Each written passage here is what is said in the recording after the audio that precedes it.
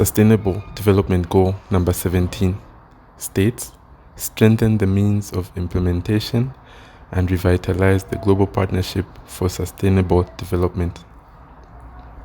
This goal is meant to strengthen domestic resource mobilization, including through international support to developing countries, to improve domestic capacity for tax and other revenue collection. The finances required to implement this SDG in Zambia stem from a number of different sources. These include domestic revenues, borrowing from both domestic and foreign sources, private sector engagement, including through public-private partnerships, foreign direct investment, and cooperating partners. The proportion of total government revenue as a percentage of GDP or gross domestic product remained roughly the same at an average of 18% from 2014 to 2021. Domestic resource mobilization strategies have not achieved the set goals with regards to the required domestic resources for service delivery. This can be attributed to subdued economic activity and consequent low local ability to mobilize resources. This in turn is reflective of the recorded low economic growth during the 2014 to 2021 period. Moreover, it must be noted that there has been a sustained negative trend in foreign direct investment, or FDI, which goes against the period prior to 2015, where FDI was steadily on the rise. The decline in FDI between 2015 and 2021 reflects an unfavorable business environment marked by subdued economic growth, which has been characterized by droughts and consequently energy shortages. Available data shows that FDI peaked in 2010 and thereafter consistently declined. This declining FDI has had serious consequences for general economic conditions in Zambia and especially employment creation, which is key to eradication of poverty, one of the primary goals of the Sustainable Development Goals. The flow of official development assistance into the country, though fluctuating, has also generally been declining. The flow was at its highest when the country was still classified as a highly indebted and poor country.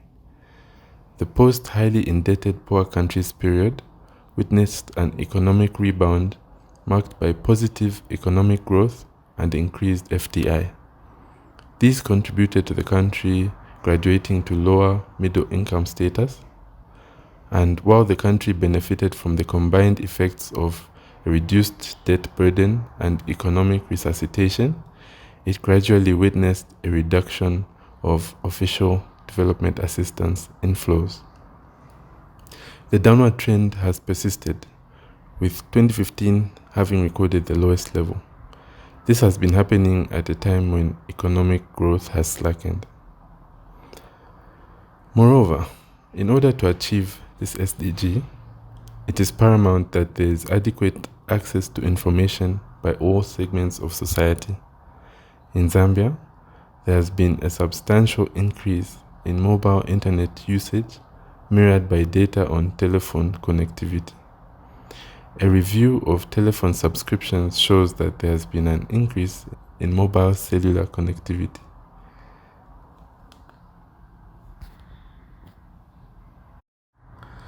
This has been facilitated by the wide availability, ease of access to, and falling prices of cellular phones.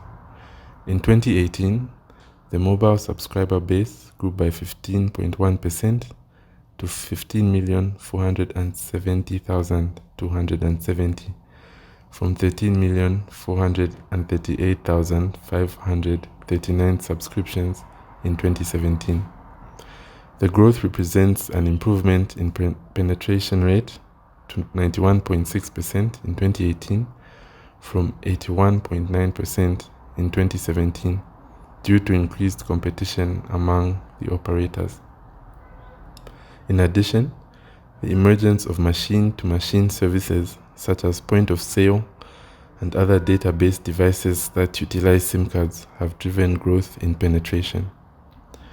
The increase in cellular phone usage represents opportunities for both business and social service delivery. Both the private and public sectors are increasingly using mobile technology to facilitate transactions, whether it's information sharing between producers and buyers or delivery of health, education, and other social services. Mobile phones are increasingly being used to facilitate business, especially in the financial sector where mobile banking has become commonplace. The increasing financial intermediation in rural areas is testimony to the power of mobile phones. Exploiting the full potential of mobile phone technology will, to a large extent, depend on overcoming lingering impediments such as internet speed and connectivity in rural settings.